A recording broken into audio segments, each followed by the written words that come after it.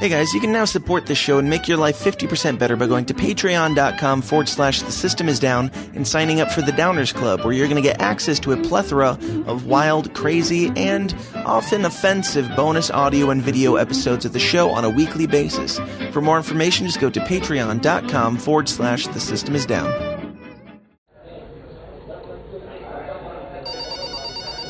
The following is a Goulash Media production. goulashmedia.net.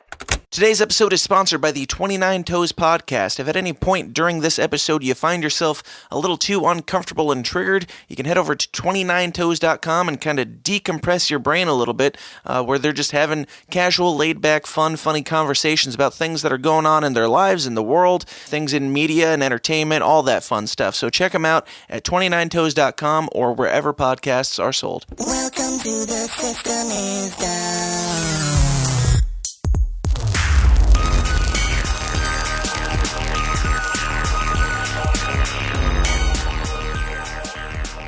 What's up, Downers? Welcome back to the least comfortable show on the web. The System Is Down, the place where we talk about all the uncomfortable topics, all the things that you probably just got in trouble for bringing up around the Thanksgiving dinner table last week, the things like conspiracies, politics, religion, the things that Uncle Steve gets annoyed with you bringing up because he just doesn't want to talk about it anymore, things like the JFK assassination. If you're new here, welcome to the show. Go find the person who invited you, give them a big Thanksgiving kiss on the mouth and a slap on the rear from me, because I appreciate you being here. And if you're one of the many people who tune in to the show every single Monday morning for your weekly dose of discomfort, welcome back. It's always a pleasure to have you, and I appreciate you more than I could possibly say.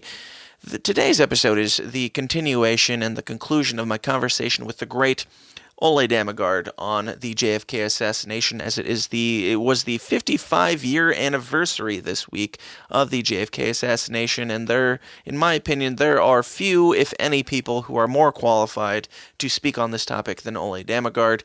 So if you missed last week's episode, that was the first half of this conversation, and we are literally just jumping straight back in where we left off. There's not going to be any preface, any previously on the System Is Downs or anything like that. So if you missed the last one, please go check that out first at tsidpod.com, or, wherever you're listening to this last week. Go listen to that one first, because otherwise you're going to be a little bit in the dark jumping into this. Not a whole lot else to say here other than please go join the Downers Club and support the show at patreon.com/The System Is Down and get a bunch of weekly bonus audio and video content for as little as $5 a month. That's it. So without further ado, here's the continuation and the conclusion of my conversation on the John F. Kennedy assassination with the great Ole Dammegard. Let's get weird.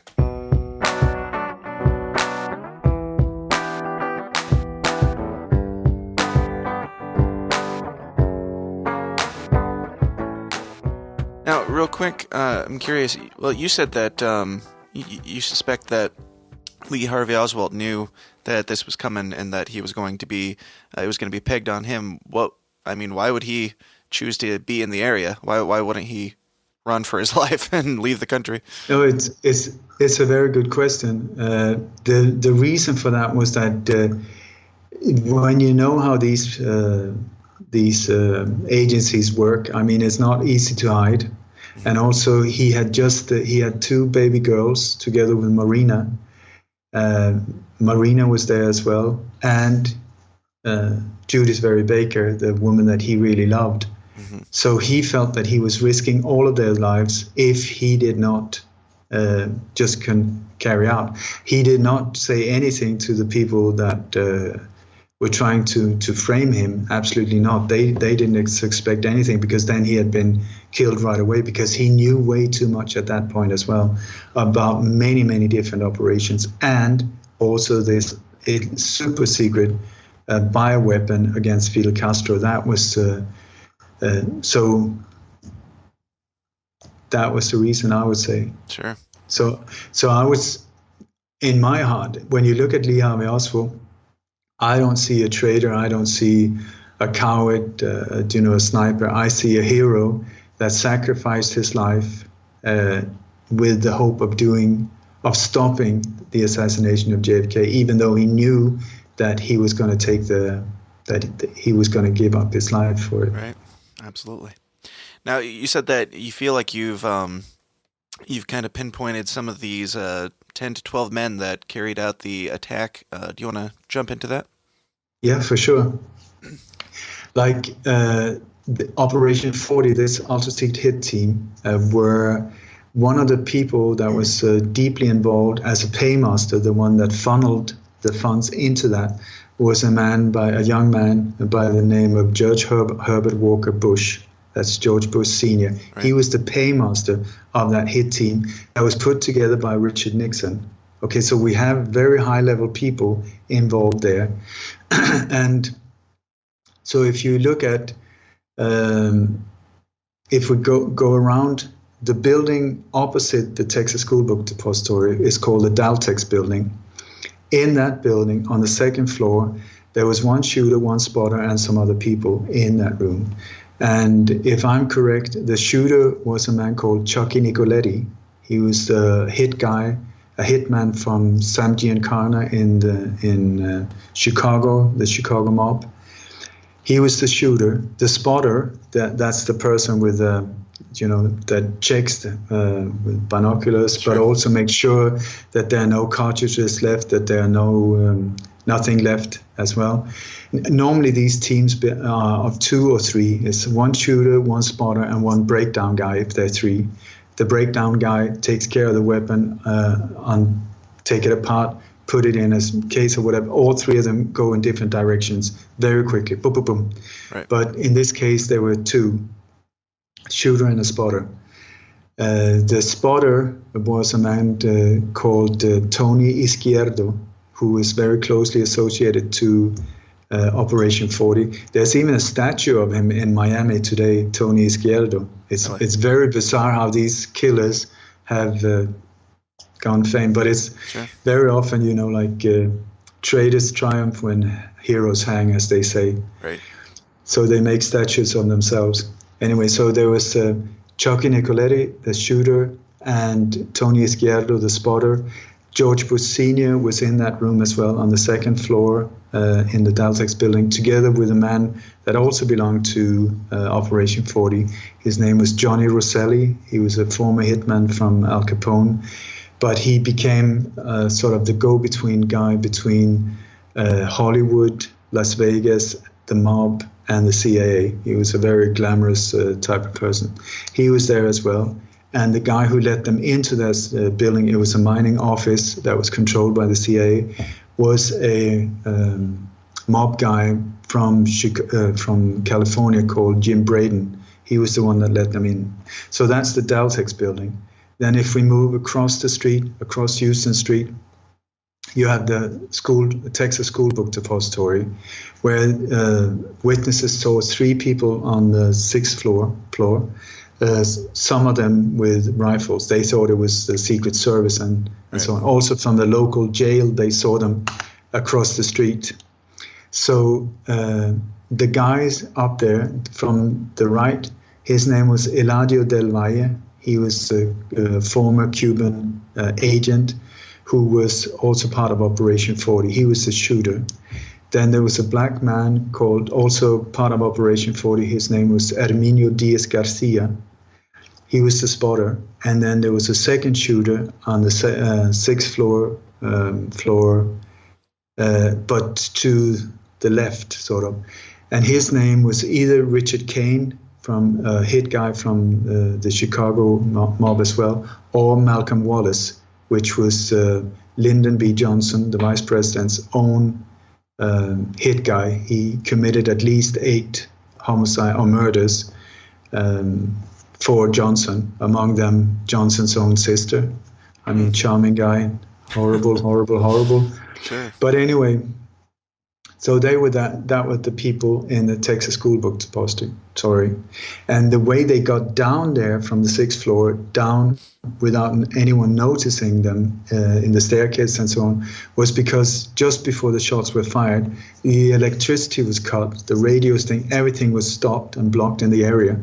And so there was no power in the Texas Schoolbook Depository.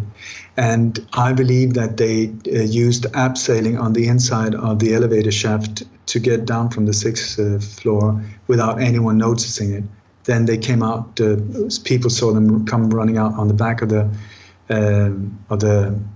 building, where they were picked up in a light blue car driven by a man called David Morales, who was also very high up in Operation 40. He drove them over to the Cabana Motor Hotel, which was very close, then came back and picked up Lee Harvey Oswald and took off. So we move on to the layout of Dealey Plaza is very strange, so it's not so easy to explain. But on the other side of the motorcade, away from the Texas Schoolbook Depository, there was one man standing with a big bulletproof vest. Most people have never seen him, but you can see him on the Zapruder film if you know what to look for. So when you look at it, look high up in the building, you will see that there's this guy who he lifts up a gun like in that position at a shooting range. He goes up, boom, and let his arms goes down. And he got a mega big bulletproof vest on him. His name was Walter Zabinski, or is Walter. He's still alive, as far as I know. He lives in Toronto. And his task was, according to what he says himself, to use a tranquilizer gun and shoot Kennedy in the throat. I believe possibly the first shots were fired from him. It was only a few yards away from the limo when that was fired. And the idea was that Kennedy should not be able to duck and dive in the car, but would be paralyzed and then hit from all different directions. This is according to himself, according to a witness that knows him well. So has he come out publicly, or is this just... Absolutely not. Okay. Absolutely not. But he and a shooter on the other side of this, up on the grassy knoll, that shooter up there is his cousin called Clyde Forshaw. These two names are more or less unknown, but these two men have been what they called head cleaners for their whole life, and have taken out at least 1,000 people around these different operations. Car accidents, suicides, drownings. That somebody has to do these things, and these two have been very, very, very active, both in Canada and the U.S., doing these type of things. You will also see that the guy with the bulletproof vest, Walter Tabinski, he's actually the guy. There's some photos where they say that Lee Oswald was down in Mexico City at the Russian embassy, where he comes out, and there's photos taken of Oswald coming out, but it's not Oswald at all, because it is Walter Tabinski, who was part of this whole operation. So on the other side, if you go up the grassy knoll, do you follow me? Yeah. There were a guy with an umbrella.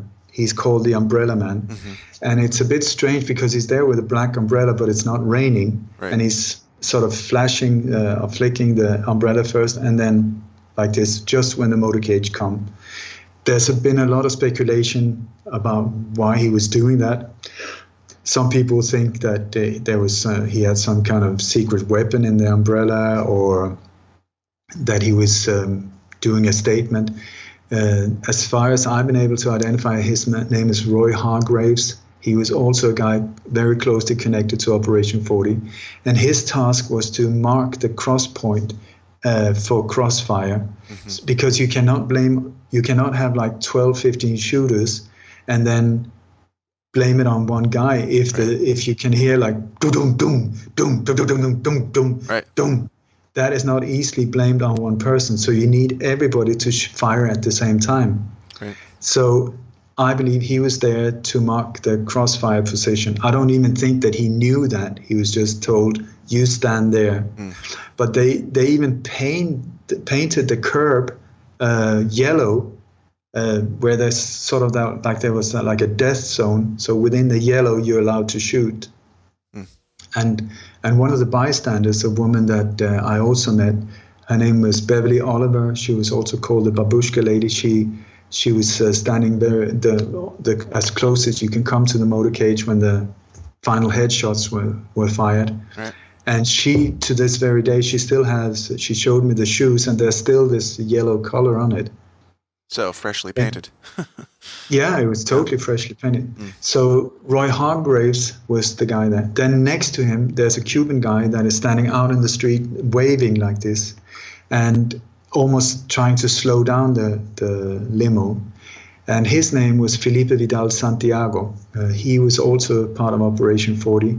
And he later went under the name of Charles Morgan for many years when he went around in the world recruiting patsies and assassins when people were about to be taken out. So he was going in multiple countries. And one of the countries he went to was Sweden 23 years later, when he, a few months before the assassination of the Swedish Prime Minister, was there on location trying to recruit a former soldier of fortune, Ivan von Birchen, to assassinate the Swedish Prime Minister.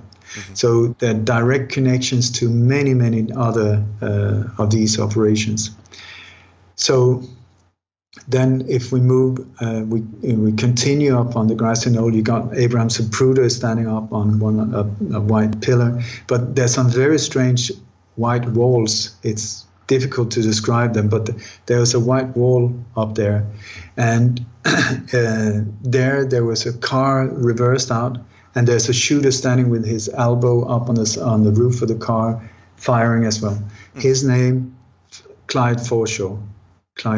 He is the cousin of Walter Dubinsky, who was the guy on the other side with the bulletproof vest.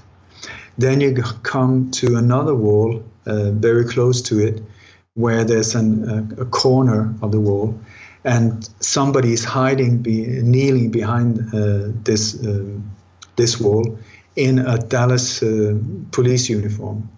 Next to him, there is a railroad worker. And the shooter, his name was Lucien Sarti. He was a very, very skilled assassin from the Marseille mob in France, he was brought in by the Louisiana mob as part of the shooting. And I believe that the railroad worker next to him was either a man called Charles Frederick Rogers, who was one of the tramps afterwards. Some time after the assassination, there were 3 people being found in a train wagon, and they were being led by 2 police officers to the police house. And a photographer took photos of these 3, and there's been a big mystery during many years of who these 3 people were. Like the front person, his name was Charles Frederick Rogers, or Carlos Montoya, was his name as well. He was called Frenchie. And he was working for the ONI, the CIA, very, very brutal guy, who was later also used in the assassination of Martin Luther King as the controller of James Earl Ray, the guy that was blamed for that murder. He was, well, it doesn't matter. The tall tramp, his name was Charles Harrelson, and he's actually the father of actor Woody Harrelson. Really? He was a hit guy in Texas, and he died in prison as well. He had shot a judge down there. And then the old tramp, his name was Chauncey Holt. He was a CIA operative, and his task was to bring in Secret Service IDs, fake. Well, they weren't really fake, but they were not real ones. They were created in the exact same factory as the real ones in Los Angeles. And then he transported them there and gave them out to people in the hit team. So Lucien Sarti, then you have next to him there's this railroad worker. And right after the shots, the railroad worker runs on the other side of the picket fence. Lucien Sarti throws the rifle to him, and he picks it apart, puts it down in a toolbox. He was dressed in this railroad worker outfit, and then he walks along the train tracks towards that train car wagon where he gets into, and where the police later picks up Chauncey Holt, Charles Frederick Rogers, and Charles Harrison. So then we continue, and then we come up behind the picket fence where the last final headshots were fired from. And the shooter there, his name is Jimmy Files. He's still alive. He's just been released from prison, James Files, and quite a few people doubt him. But I tell you, if you really listen to him, the whole puzzle falls into place. And James Files was actually the driver of Chucky Nicoletti, the hitman in the Daltex building. He was only there as a driver, but he was a very skilled shot as well. Hated Kennedy. For him, it's like when he describes it, he said it was like taking out the trash. I mean, these people did not care at all. So he's come forth and given his own testimony. Huh. Yeah. There's videos now of his interviews in jail where he describes the whole thing. And he was using a very special weapon called a Remington XP100,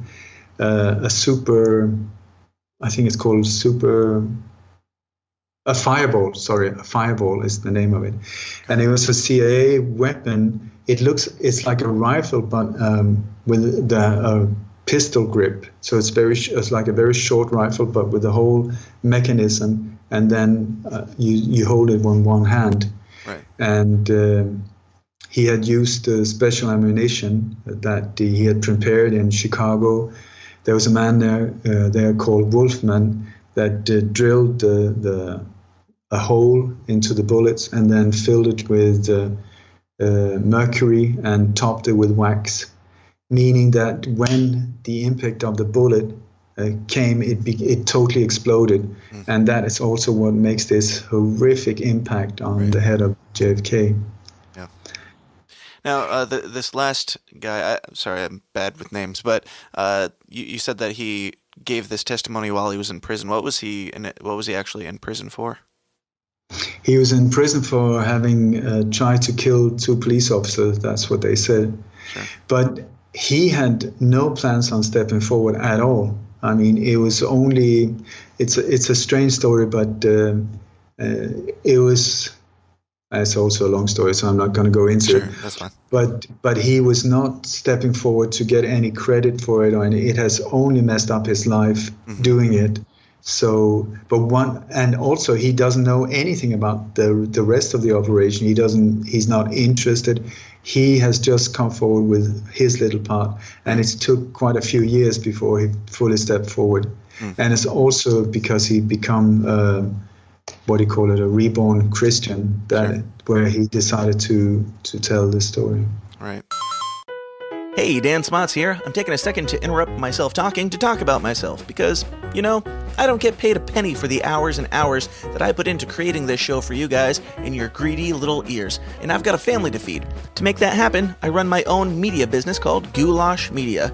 If you have a need in anything from video production to graphic design to audio production and beyond, you can get it all for a painfully fair price at Goulash Media. In video, I do weddings, music videos, commercials, pageants, plays, etc., etc., etc. For design, I do photo editing, album art, logos, branding, business cards, merchandise, you name it. For audio, I do engineering, production, editing, jingles, and, podcasts. So if you've got a media need of any kind, or if you'd just like to give a little something back and help keep my children fed, check out all the endless options at my website, goulashmedia.net. That's goulash, Goulash, media.net, where we cater to the little guy with the big vision. Okay.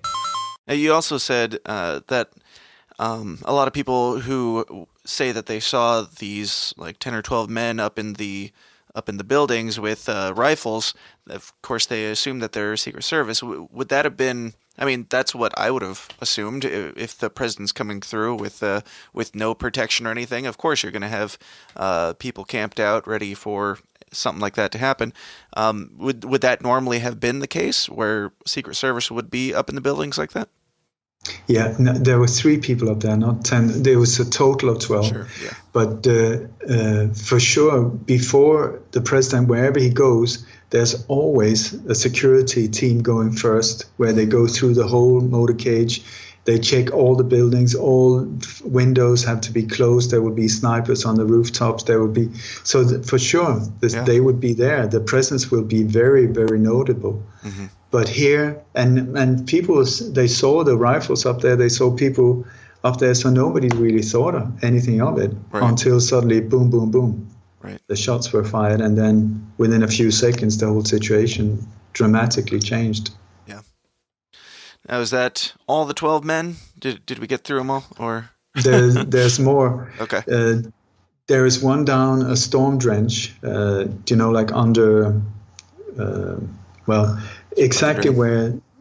Sorry. Like a storm drain type. Storm drain, exactly, where it seems like one shooter was underneath the lid there. I think his name was Frank Sturgis or Roscoe White, I'm not totally sure. Mm-hmm. And there was also on top of some of the other buildings, there was another guy from Operation 40, plus a sheriff, his name was Witherspoon, I think, was also up on the building. So the whole area, there was also one on the south side of Dealey Plaza, but I've never been able to identify whoever that shooter was. Mm-hmm. But there was a pilot there from Operation 40 called Tosh Plumley. He was standing there, and he said that shots were fired right over his head. Mm-hmm. So they had the whole area covered. Right. Gotcha.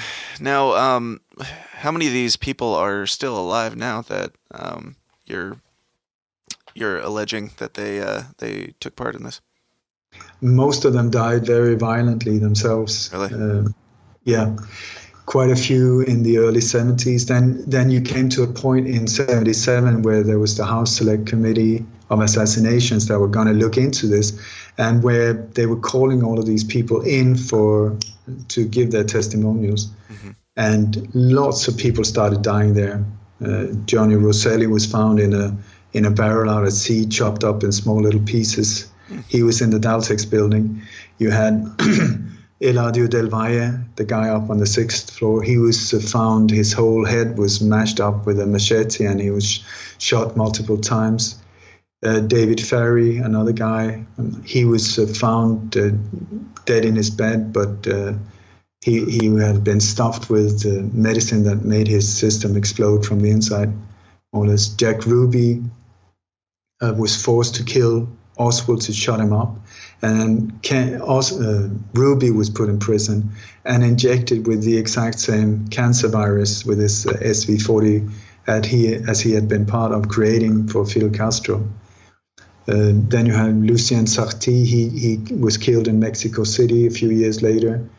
There were quite a few people that got killed down there.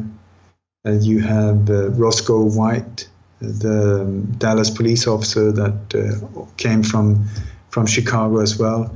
He had a so-called accident that something exploded in his face, and he later died from that. You have, this is the way, they live by the gun, they die by the gun. Sure. That is normally the way. Yeah. Go ahead. And then what I would like to say is just some connections, because we had David Morales, who was driving the car, picking up the people behind the school book depository, and then picking up Lee Oswald.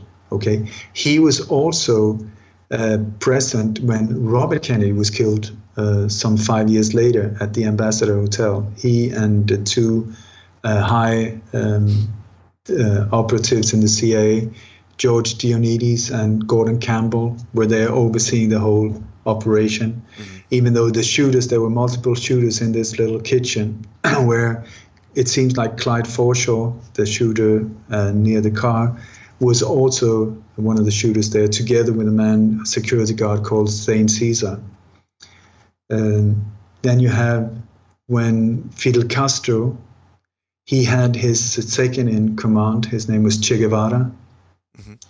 he became sort of a symbol for the communist revolution. So they wanted to get rid of him. And Felix Rodriguez from Operation 40 and David Morales were sent down to track him down, and they found him in Bolivia, where they also executed him, chopped off his hand. It is even said that they chopped off the head and played football with that. So charming people once again. Classy. Then you have Jose Perdomo, who was the highest ranking officer in Operation 40. He was actually the doorman standing in the exact position where the shots were fired from that killed John Lennon. Then you have Luis Posada Carillas, also a member of Operation 40. I believe he was the one that led the attack against Bob Marley on Jamaica. And then later, he died from cancer, but he was given a boot with a cancer. There was a copper wire inside with a cancer virus on it. And this boot was given to him by a documentary maker that he wanted to make a beautiful documentary about Bob Marley's life just after the other attack by Luis Posada Carillas. And it was the toe that was punctured when Bob tried on these boots that was given as a present to him. It was in that exact toe where he later developed this cancer that finally killed him in 81. Oh. But the guy that gave him the boot, his name was Peter Colby, and he's the son of William Colby, the director of the CIA, who was also involved with Operation 40. So what are the chances? Right. Then you have the overtake of Salvador Allende in Chile, 1973. James Files, the shooter behind the picket fence, he was down there, and several other members of Operation 40 as well were down there taking part of that operation. And then the whole Operation Condor in South America with death squads and you name it were directed and controlled by members of Operation 40, who were also in the Vietnam War, where they were part of Operation Phoenix, a mass extinction program there, killing thousands and thousands of Viet Congs. And it just goes on and on. These people have been so active, and they still are. One of them, Porter Goss, he even managed to get to become the director of the CIA under George Bush Jr. A former assassin, and then he's up there. And he was actually, on the day of 9/11, he was actually having breakfast with a Pakistani colonel, Mahmoud Ahmed, who was the one that transferred $100,000 to the claimed terrorist Mohammed Atta, one of the people that is said to have flown into the buildings, which is an absolute crap story. But we have all of these things where the same people are involved in so much mayhem. It's a small little core group that has carried out so many of these things. Right. Now, you've made a lot of large claims. I'm not, disagreeing. I'm curious, most people, when they think of the conspiracy behind the JFK assassination, they think, oh, there was another shooter or two other shooters that were working along with, Oswald. So George Bush Sr. becomes president after this. And you said at the beginning that you think that JFK was the last official or the last real president of the United States. Can you speak more to that? It's when you see, first of all, I just want to say what I've just given you, it's taken me 35 years of my life finding out. I was also invited twice as a speaker at the JFK Assassination Conference in Dallas. Mm-hmm. I was also there asked to represent the people of Europe to give a talk after the Silent Minute in Dealey Plaza. And I know personally quite a few of the people that were there as witnesses or involved, even that has worked as assassins and so on. Mm-hmm. I'm a close friend of George Bush Sr.'s private hitman, Chip Tatum. So these things, I'm not just throwing them out there lightly. Right. It's based on a lot of research. Absolutely. So sorry, what was your question? I lost the thread. I was just wanting you to get into more. You said that JFK was the last real president. when you start seeing how the New World Order, how they work, and how the agenda is this global overtake, one of the things that they've used are the same team of assassins for many, many, many eliminations or terminations of people around the globe. And this team has been used in many, many different areas, like I mentioned, where George Bush had been the guy who were in control of the hit team. And this hit team, Operation 40, has then followed him through his whole career. And this career has gone into so many of these dark areas. So the exact same people that were involved there were also the people in the key center of of the Iran-Contra scandal, where the weapons were stolen from the National Guard, then transported in big military planes, C-130s, down to countries like Nicaragua, El Salvador, Honduras.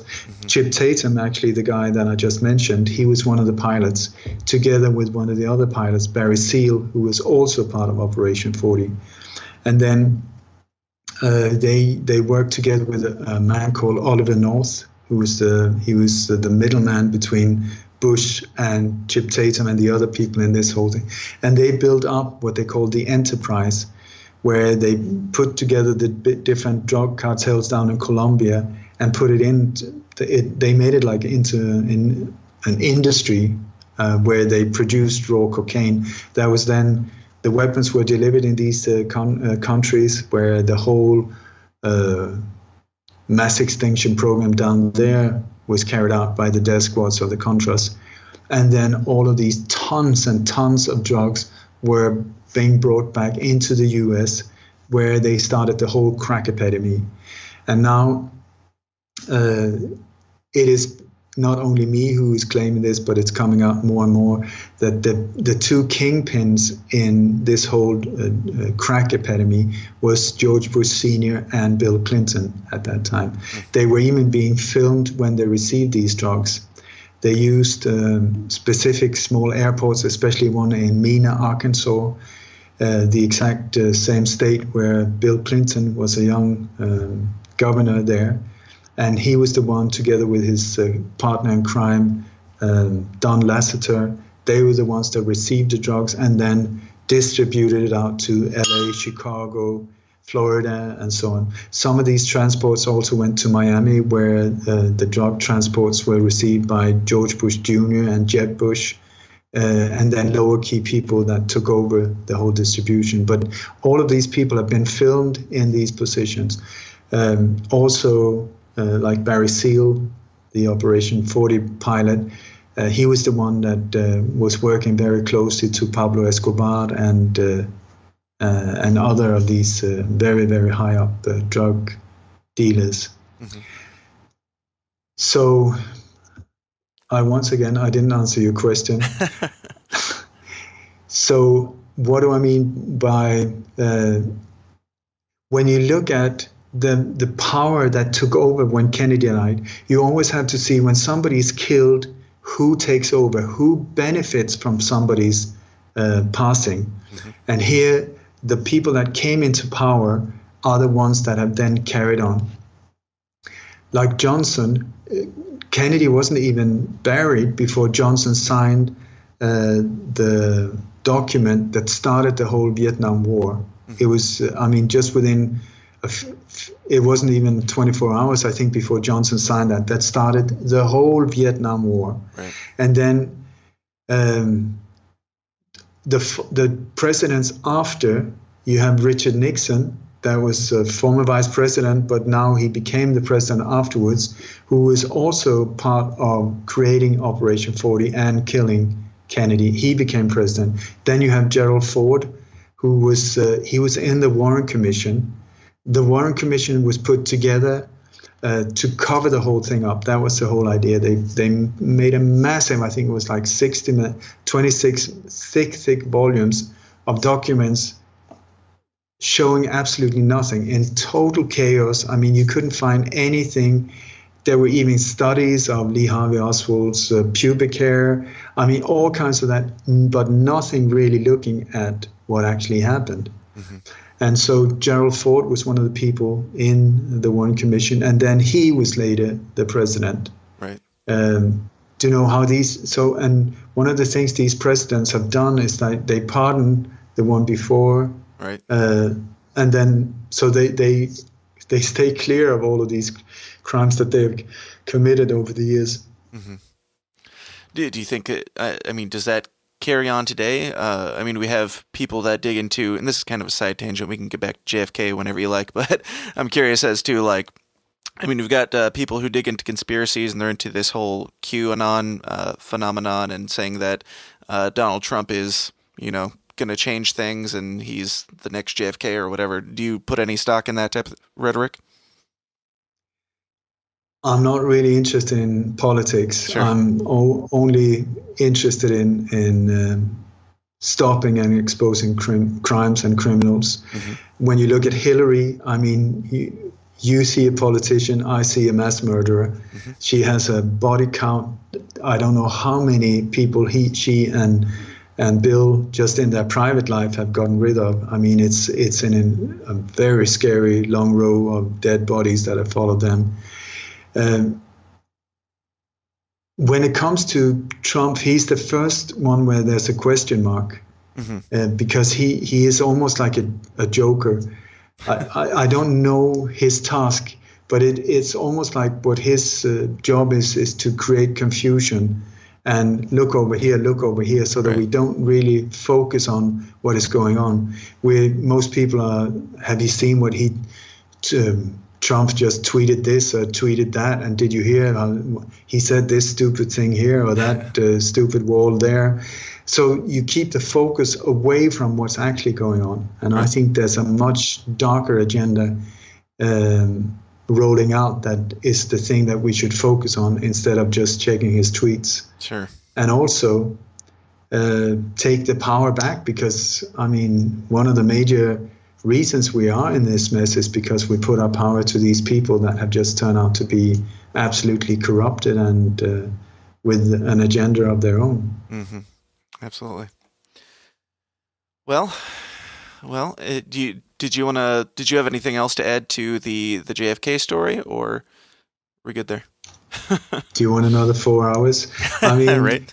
I hope that maybe I've given the listener a feeling of that we're looking at a much broader picture than normally is presented. Most people think it was a murder of a president in a town in Texas, or city in Texas, but I tell you, there was a global overtake that happened that day, and it has affected us to this very day. So this is why it's important to keep digging around in it. And also because these people are dying off, there's very few left now, and it's only with the help of these people that we can really come to a real and better understanding. And I also want to say, if Trump was who he says he is there any reason to keep any top secret documents away from us to this very day? Right. Any reason? I tell you, if I would become president, not that it will ever happen, but anyone with the right intention would just say, let it all free. I mean, there's not, whatever crap there's there, let's deal with it, bring it up to the surface, and let's look at it. Yeah. But that's not what it's done. Every time they say, okay, we're going to release this, we get a little, it's like throwing a bone to a dog, and then the real stuff is kept away from us. And also it's been threaded a long, long time ago, I can tell you that. So, but this could be very easily exposed if the intention was there. Yeah, has there been, in these more recent releases of JFK documents, has there been anything substantial that's come out, new evidence in that? Some, I haven't had time to look so much at it because there's been so many false flag operations going on. So, so I kept my focus there. But if you want to, I might be able to get Judith Very Baker on your show. That'd be fantastic. Yeah, that'd be great. Yeah, I can. She's right now. She's arranging the JFK conference in Dallas, so. But maybe afterwards. Sure. Yeah. Just feel free to send me your information. Um, That I, yeah, but if you feel good, if you have nothing else to add, I think I think we've covered quite a bit of ground here. I think so too. So let's be nice, fine with that. Sure. Well, yeah, Ole, it's always a pleasure having you on. I always appreciate it. Let everybody know where they can find out more information about you and your books, your speeches, and everything you've got going on. Well, my website, once it's up again, inshallah, in a few hours here, I hope after 6 weeks, it's lightonconspiracies.com, lightonconspiracies.com. It is a massive website because also what we're trying to do is get other researchers that are being shut down in different areas to get their material there, so that even if they get shut down by YouTube or harassed by Google or shut down on Facebook, that the material will be able to get into the open light anyway, which is also one of the reasons I think we were targeted.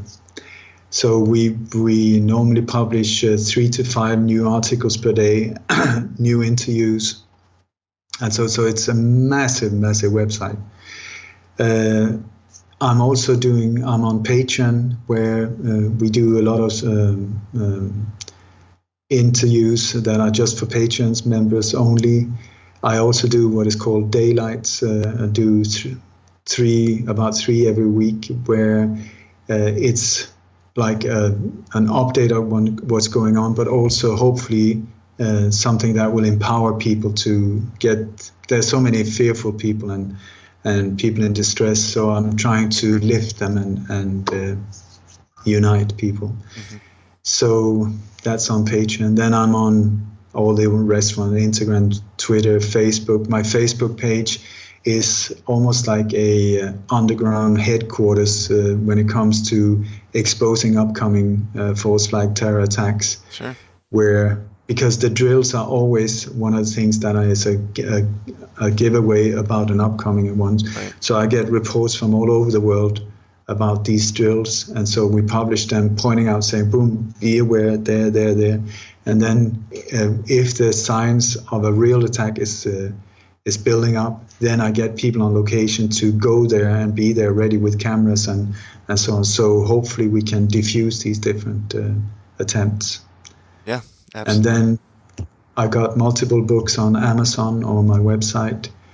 Coup d'etat in slow motion, which is about the assassination of the Swedish Prime Minister, but with all the connections into JFK, Mali, Lenin, also the Iran-Contras. I mean, it's all connected.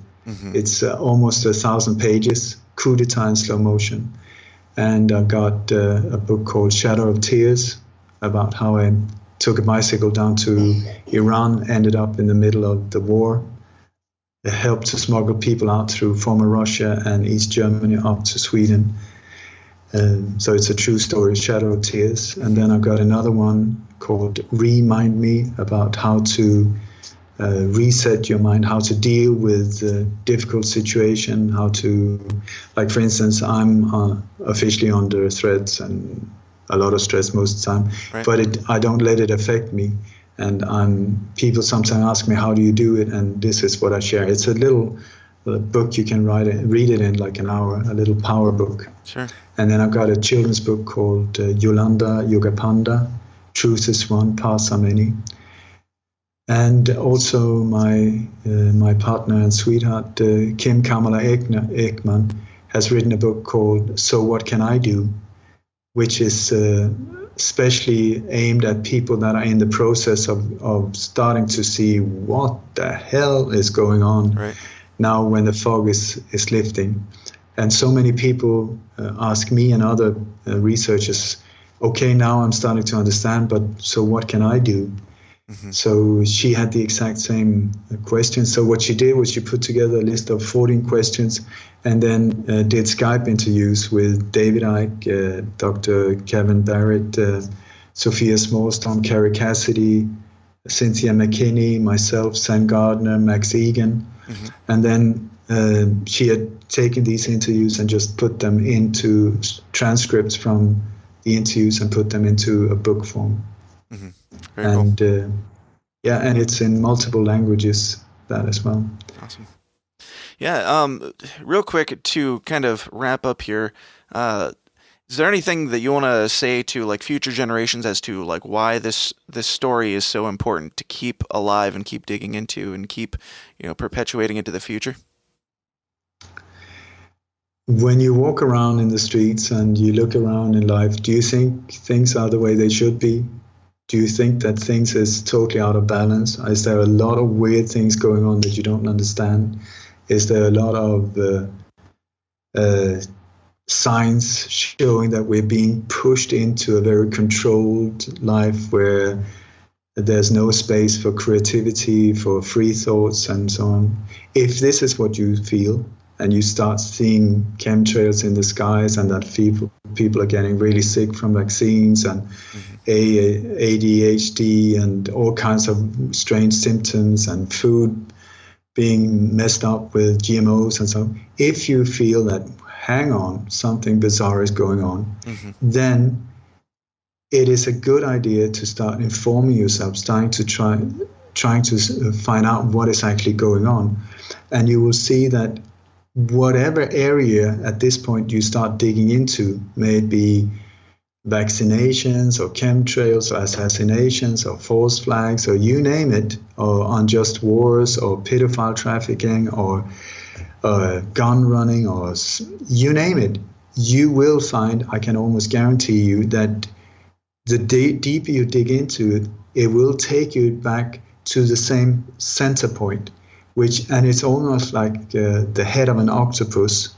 So it's coming back, and it's that head that I'm doing everything, and I devoted my life to expose what is actually going on. I've chosen my parts, but that will lead these parts.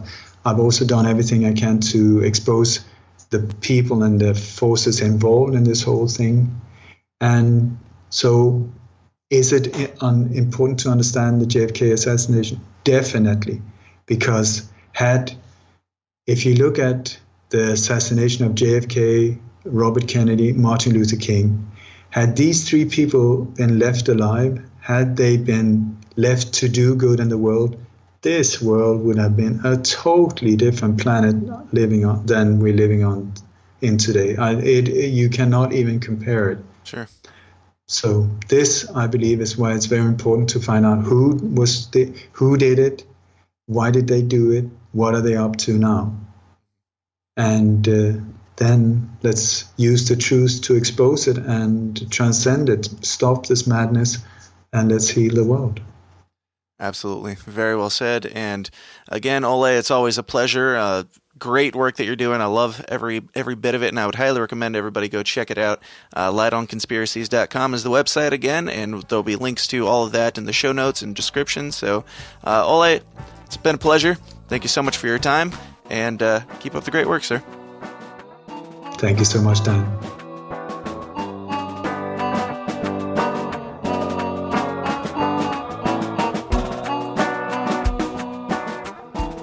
Hey guys, thanks for sticking around to the end. I hope you enjoyed the conclusion of my conversation on the JFK assassination with Ole Dammegard. I think that this is a really important conversation to keep having, because as time goes on, we are forgetting more and more and more about how bizarre some of these things are. Even 9/11, which happened in my lifetime, there are things about it that people just forget. They forget that there were a whole lot of oddities surrounding some of these conspiracies, and it's really important that we keep the story alive, we keep digging, we keep asking the questions, and we keep, staying uncomfortable with these things. So, yeah, thank you guys for listening. I hope you guys had a great week. I hope you guys had a great Thanksgiving. I hope you had some good downtime with your family, and you made them maybe just a tad bit uncomfortable by bringing up Lee Harvey Oswald, John F. Kennedy, or whatever topic most tickles your fancy. And I hope you, rustled some jimmies and ruffled some feathers. But, the Downers Club. If you're not already a member, go join it. Patreon.com/The System Is Down. That's the way that we keep making the show bigger and better. And I'm doing every single thing in my power, to my knowledge, to make the show the best viewing and listening pleasure for you guys and give you guys the most information, get the best guests on, all that stuff. Every penny that you guys contribute is going right back into the show, right back into making it a better experience for you guys. So patreon.com/The System Is Down. Go there, sign up for the Downers Club for as little as $5, which is a cup of coffee a month. It's basically nothing. You won't even miss it. You won't even realize it's gone. So, also, please go like, share, and subscribe to all the things, all the Twitters, all the Facebooks, all the YouTubes, all the whatnots, all the things that millennials are addicted to. Go. I mean, don't go join any of these platforms for me or this show. Go. You're already there. You know you already signed up for the things. I'm not gonna make you feel bad and make you feel like you should go sign up for, the devil's army of Facebook or Twitter or YouTube, but you're already there, so you might as well go click a button. It takes 2 seconds, costs you nothing, and it'll keep you updated and informed on what is going on with the show. Same with iTunes. Please go go subscribe to the show on iTunes and leave us a 5-star rating and a review and let people know what they're getting involved in. If they start listening to the show, let them know that it is a blast and a great time, I feel like, and I know you do too. And as you're going through your week, please continue to spread the word about the show. Tell somebody about the show. Tell somebody about what you've learned today, because I'm sure you didn't know everything about the assassination of 35th United States President John Fitzgerald Kennedy. Bring it up. See what people think. You will be surprised to find, I believe, there are more people than you would suspect think that this is not what they say it is. This is not, the official story is not true. I'm pretty confident that if you poll 10 people in a bar while you're just having a good time, you just go up to them and ask them, do you think that the official story for JFK is true? You're probably going to find more than 50% of them don't believe it. Don't believe that that's true. So bring it up. Bring it up. It needs to be brought up. It needs to be discussed in a civil manner. You need to like I always say, have these conversations without a condescending attitude. We're all humans in this experiment that is life. We're all walking different paths. We all come from different upbringings, walk different paths, come to different conclusions. The person you're talking to might know more than you. Keep an open mind. You might know more than them, so know what you have to say, know what you believe, and know why you believe it, and be willing to defend it, but do so in a kind and loving and civil manner. All right, I think that's all that I've got for today. That's enough preaching, enough rambling here at the end.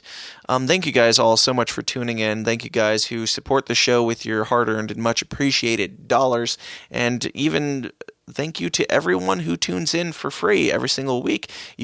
As you tune in, as you download the show, as you subscribe to the show, that helps boost the numbers, which means it helps get us into the algorithms of the iTunes and all the different platforms. It helps us get noticed by different people. It puts us in new ears and lets new people obtain new information. That's the whole point of the show. The point of the show is not to say this is this and that is that. I know what things are. It's to say, look at this, look at that. Let's talk about it. These are things that a lot of people avoid talking about, so let's keep having the conversation. Let's keep the conversation going. And the party that is the show, it's not all serious. It's not all just, gloom and doom. This is just expanding our minds and doing so in a fun, informative manner. So, blah, blah, blah. Thank you, guys.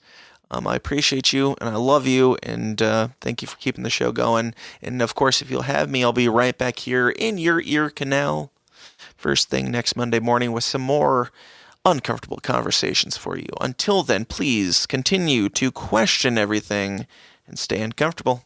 Thanks. This has been a Goulash Media production. goulashmedia.net. This concludes our broadcast day. Click.